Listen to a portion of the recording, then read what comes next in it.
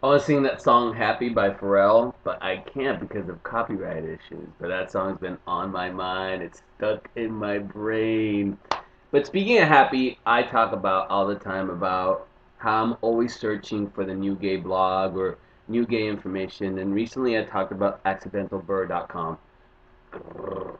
And did I do that right? No, woof, sorry. I gave you a bird paw and I purred like a cat. Still works, but accidentalbear.com. Excellent. I found they do a segment called the Hairball of the Day, and they just find these guys, and it's awesome. And I think that whole aesthetic is coming back, or it's been back, and I never left it. But anyways, I'm a big fan of Talaro.com, but I don't like the way they lay out. I don't like their format, and either there's something wrong with their server, or it just doesn't work sometimes mobile, and it takes a long time to load. And I mean, I know my phone is ghetto-fied and everything, but and also, but even on the computer sometimes it's not great.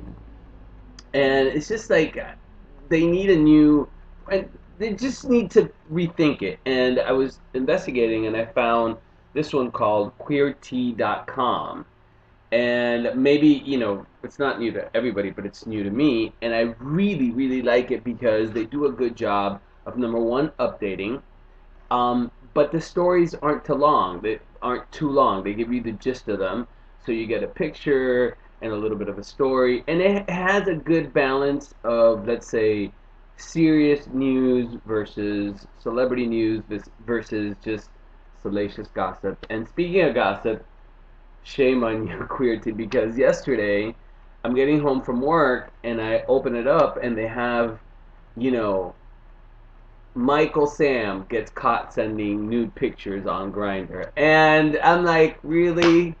Now, I'm not too high and mighty that I'm not going to click on it to look at the pictures, but any other time with any other celebrity, I'm like, fine, post the pictures. I don't care. Because if you are sending nudes through whatever social network, then you kind of assume the responsibility of the fact that they're out there.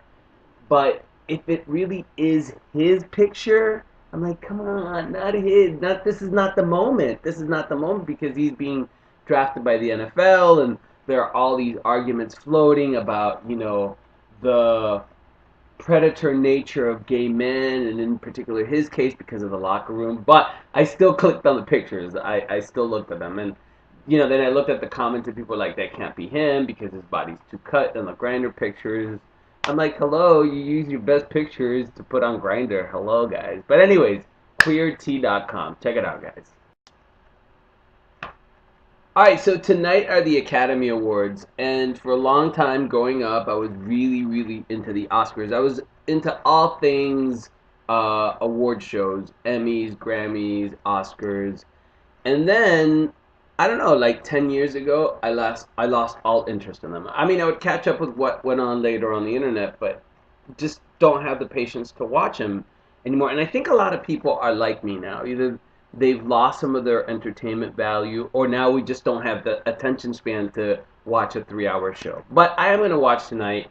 Um, Number one, Ellen DeGeneres is hosting, and I love me some Ellen. I've never been a huge fan of her show per se, but I think she's awesome and hilarious and funny. I do watch some of her sketches on YouTube. And I actually know not to name drop or anything, but I don't know, no, but I met one of the nominees because Gravity is nominated, and that was written and directed by Alfonso Cuaron, and I had a show briefly on Hispanic media, and that's when he came out with two different movies. He came out with Y Tu Mamá También. He actually came on the show that I was on to promote, and I actually met him and Diego Luna and Gael Garcia. And later, when he directed Harry Potter, I got the opportunity to sit down and interview him. So, and he's nominated tonight. I actually know somebody.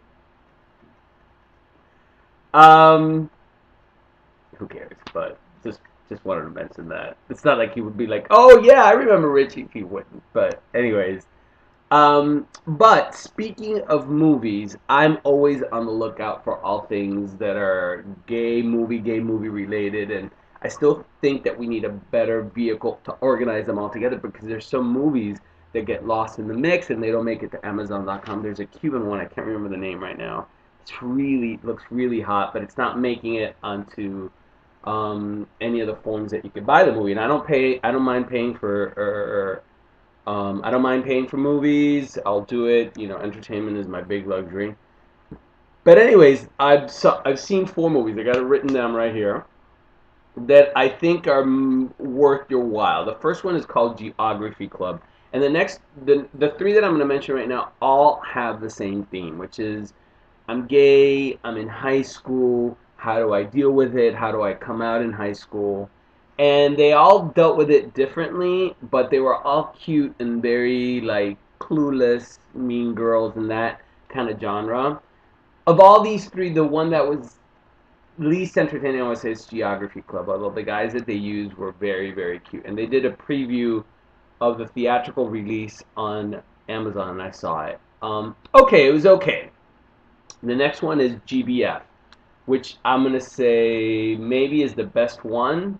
Gay Best Friends starts G.B.F, and it's really cute. It's about these 2 gay guys that are friends in high school but are not out of the closet, and you know, by circumstance, one gets pushed out of the closet, and it creates this whole circumstance. But the whole premise of the movie is about one of the things that I've talked about. It's the objectification of gay men by sometimes straight people, and I think they do a really good job of it.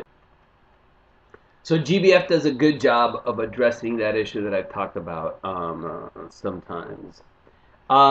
Next is one called Date and Switch. Also 2 guys that are friends in high school. One's gay, one's straight. One comes out, and it's just about the dynamic of their relationship. And I think a lot of people go through that. I mean, I certainly went through it, and I lost some straight friends, and the ones that stayed are still my friends and got it, are cool, and it's just about that whole dynamic, and it was really well done and really funny, and again, all in that John Hughes kind of high school drama. Love him. Now there's this Argentinian director. His name is Marco Berger, and he's done several movies. He's done a movie called Plan B, which you guys should see.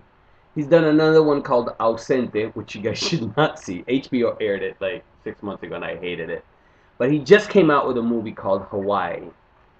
And his movies are slow and irritating when you watch him at first, but then it's all worth it. And I've had the same experience with his movies over. Well, I had it with Plan B and I had it with Hawaii, and this one's worth it. It's slow and it's painful, but it's really well done and sexy and subtle and graphic at times. It's about just the relationship of these 2 guys that were friends when they were little, and then they met later on in their lives, and just about the tension between them. I mean, just it's really well done, and so I highly recommend it. So it goes Geography Club, G.B.F, Date and Switch, Hawaii. Check them out, guys.